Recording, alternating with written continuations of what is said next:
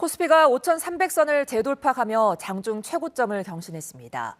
하지만 최근 증시와 금 가격이 극심한 변동성을 보이며 우려의 목소리도 나오고 있는데요. 관련 내용과 함께 부동산과 물가 등 경제 이야기, 이인철 참좋은경제연구소장과 함께 나눠봅니다. 안녕하십니까? 자, 미국 연준 의장 지명 여파로 혼란에 빠졌던 우리 증시 굉장히 많이 추락했었는데 금세 또 회복을 했습니다. 배경 어떻게 보세요? 정작 케빈 워시는 한마디도 하지 않았다는 겁니다. 그러네요. 정말로 많이 올랐기 때문에 덜컥 과거 행적을 이제 추정해서 덜컥 겁을 먹은 거였습니다. 지레 겁먹고 이제 패닉셀, 이른바 이제 이 인플레이션 파이터이기 때문에 달러가 강세로 반전했죠. 그러니까 이제 과도했던 이제 워시 쇼크가 좀 희석되고 정작 이제 미국의 견조한 경제 지표가 확인이 되니까 어제 삼성전자 11% 넘게 올랐어요. 전 처음 봤습니다. 삼성전자 같은 무거운 주식이 시가총액 1위 기업이 11% 올랐습니다. 그리고 SK하이닉스도 이제 90만 닉스를 이제 돌파를 했는데 여기에 더 놀라웠던 건 우리가 뭐 매도 사이드 카다, 매수 사이드 카다 발동을 했는데 정작 그날 외국계 증권사 모건스테인리는 삼성전자 1년 전 삼성전자 겨울 온다고 했던 데거든요. 그런데 삼성전자의 올해 영업이익을 연간 245조 원 벌어들일 수 있다라는 거예요. 이게 감이 안 오잖아요. 우리가 근무일수로 치면 주말 빼고 하루에 1조씩 영업이익을 벌어들인다는 얘기예요. 불과 한 몇 달 전만 하더라도 올해 삼성전자 영업이익 100조 미만 한 80조 원 이상 했어요. 그러다가 눈높이가 점점 높아지는 거예요. 아니야, 100조 원 넘을 것 같아. 무슨 얘기? 135조 원. 그러다 245조 원까지 튄 거예요. 이게 왜 이러냐? 디램 가격이 1년 전에 한 1달러, 2달러 내외였어요. 지금 뭐 7, 8달러 이상 넘어가가지고 6배까지 올랐어요. 그리고 1분기에 또 100% 이상 오를 가능성이 있다라고 하니까 지금 뭐 반도체 랠리는 좀 더 이어지지 않겠느냐라는 기대감이 있고요. 또 하나가 유동성. 떨어질 때마다 개인이 정말로 온몸으로 받고 있습니다. 무려 이제 4조 5천억 원이나 지금 받아가지고 지금 하단을 좀 저지하고 있는 상황이고 이 정책에 대한 기대감이 남아있기 때문에 아마 뉴욕 증시가 오늘 새벽에 떨어져서 보합세로 약보합세로 눈치 보기 장세를 하다가 시간이 가면서 지금 방향성 탐색 과정을 거치다 상승세로 돌아섰는데요. 앞서 말씀을 하셨습니다만 장중한 때 뭐 5,360선까지 돌파하고 있거든요.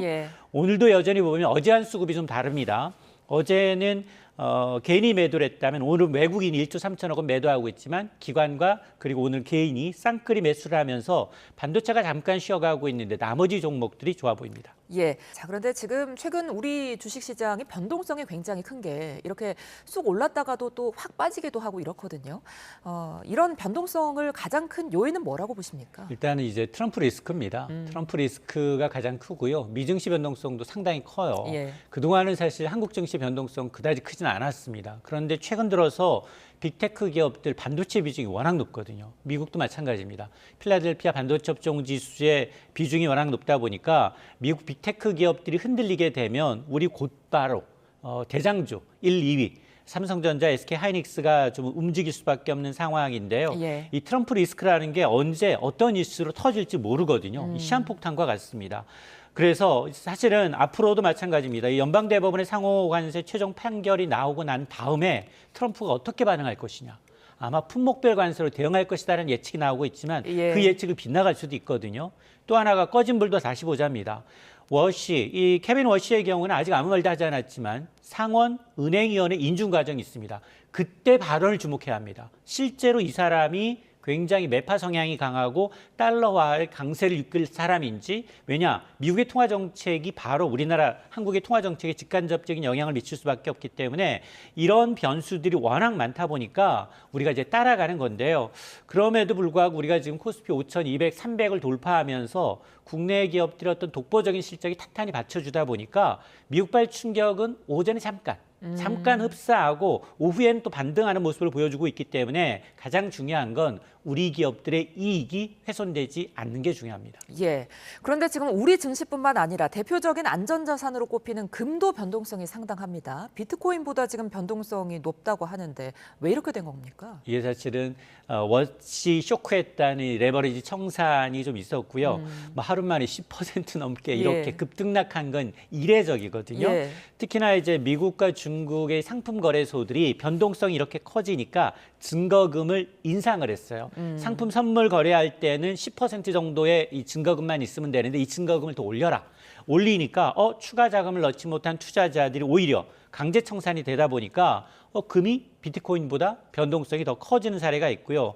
여기다 이제 중앙은행들 그동안 중국은 달러 대신에 금을 계속 사모하는데 워시가 지명되자마자 계속해서 투기적으로 매도를 하고 있는 상황입니다. 자, 그러다 보니 지금 전통적인 안전자산인 금이 정책에 대한 불확실성 또 과도한 레버리지로 맞물리다 보니까 오히려 비트코인보다 더 위험한 자산으로 지금 변동성이 커지는 역전 현상이 나타나고 있습니다. 예, 그런가 하면 비트코인 가격도 크게 하락했는데 일각에서는 뭐 거의 최저점에 다가왔다 이렇게 분석을 하기도 하던데 어떻게 보세요? 맞습니다. 고점 12만 6천 달러 대비 40% 넘게 빠졌습니다. 예. 7만 2천 달러 찍고 지금 7만 5, 6천 달러에서 거래가 되고 있는데 사실 황금기를 기대하면서 투자했던 이 개인 투자자들이 시장에서 좀 떠나고 있고요. 여기다 워시 쇼크와 달러의 역습입니다.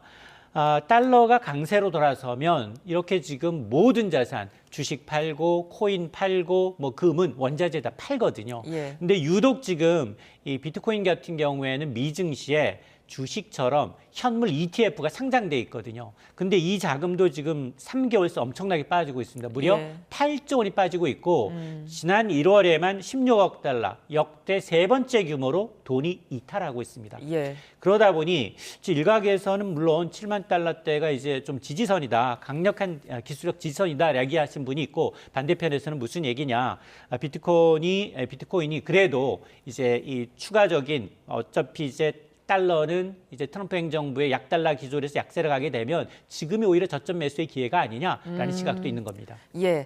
자, 계속해서 부동산 관련 이야기도 좀 나눠보겠습니다. 이재명 대통령이 연일 부동산 관련 메시지를 내고 있습니다. 무슨 수를 써서라도 잡겠다 이런 입장인데 지금 현재 상황은 어떻습니까? 일단 어쨌든 이제 이 대통령의 강력한 부동산에 대한 어떤 시그널이 나온 전후 부동산 매물을 좀 보게 되면 매물이 늘었어요, 실제로. 서울 같은 경우에도 이제 이 부동산 플랫폼 아실의 통계를 보게 되면 이 대통령이 양도세 중과 유예 종료 언급한 이후 서울 아파트 매물은 2.9%가량 늘었고 이거는 뭐냐? 야, 세금 내느니 중과세 내느니 차라리 가격 낮춰서라도 선대영하겠다라는 얘기거든요. 근데 매물이 가장 많은 곳은 송파구입니다. 예. 송파구의 경우에는 재건축 매물이 워낙 많다 보니까 손바뀜 활발할 수밖에 없고 이 뒤를 보게 되면 성동구, 강남구, 서초구, 강동구, 용산구 순이기 때문에 우리가 흔히 얘기하고 있는 강남 3구와 한강벨트 지역이에요. 굉장히 매물이 좀 적었던 지역에 매물이 나오고 있다는 얘기는 명확하게 지금 5월 9일이라는 시점을 좀 의식해서 가격 기대감을 낮추면서 매물을 내놓기 시작한 게 아니냐라는 이제 신호로 보이는데 가장 중요한 건 뭐냐? 그렇다면 5월 9일까지 투매가 정말 나와서 예. 핵심 지역들의 가격 조정을 이뤄내는지 이걸 봐야 하고요. 예. 또 하나가 뭐 5월 9일 이후에 물론 뭐 실수요자, 세입자 감안해서 3개월 내지 6개월 유예를 해줬거든요. 예. 그 이후에 왜냐하면 이건 썼던 정책이에요. 문재인 정부 시절도 보유세 강화했거든요. 예. 그런데 당시에도 어떤 게 나왔느냐? 끝나고 난 다음에는 아예 매물이 잠김 현상이 나오고 잠김 현상이 계속 오래되게 되면 오히려 전세 가격을 더 올리는 그런 부작용이 있었기 때문에 잔금과 등기 이후 이제 매물 잠김 용사 이런 것들이 얼마나 이제 정부가 이제 차곡차곡 추가적인 대책을 내놓느냐에 따라 좀 달라질 수 있습니다. 그러니까 이재명 대통령이 이제 지금 중과 유예를 이제 끝내면 분명히 이제 뭐 언론이나 전문가들이 매물 잠길 거다 이런 이야기 할 거다 하면서 비판하기도 했잖아요. 맞습니다. 앞으로 이제 부동산 가격 전망을 좀 해볼까요? 어떻게 될까요? 지금 부동산 시장의 가장 큰 어떤 이제 주 매수세가 30대예요. 네. 근데 30대는 자산이 그렇게 많지 않습니다. 그런데 서울 아파트 평균 가격이 15억 원이에요. 지금 아파트 이제 3.3제곱미터당 분양 가격이 5천만 원을 넘어섰기 때문에 우리가 흔히 얘기하는 국민평형에 청약한다 하더라도 17억 원 정도는 마련해야 돼요. 근데 현실적으로 17억 원짜리 서울 아파트를 사기 위해서 대출은 4억 원으로 제한이 돼 있습니다. 15 대책에 의해서 예. 6억에서 더 낮아졌거든요. 그런데 대출 안 받고 17억짜리 아파트를 선뜻 살 수 있는 사람은 거의 없어요. 자, 그래서 지금 30, 40대가 영끌하는 이유는 공급 절벽이에요. 근데 지금 나온 대책, 129 대책은 대부분 첫 삽 뜨는 게 2028년에서 30년. 첫 삽 뜨고도 5에서 7년 정도 기다려야 내 집이거든요. 그러니까 이런 조바심을 내고 있는 실수요자들한테 정확하게 앞으로 정부가 지속적으로 물량을 공급할 거고 지금 지자체와 약간의 이제 이 불협화음이 좀 보이고 있는데 여러 가지 문제를 해결하면서도 실수요자들이 서둘러 집을 사지 않아더라도 이제 기다리면 내 집 마련의 꿈을 이룰 수 있다라는 시그널을 주는 게 무엇보다 중요합니다. 알겠습니다. 지금까지 이인철 참 좋은 경제 연구소장과 함께했습니다. 고맙습니다.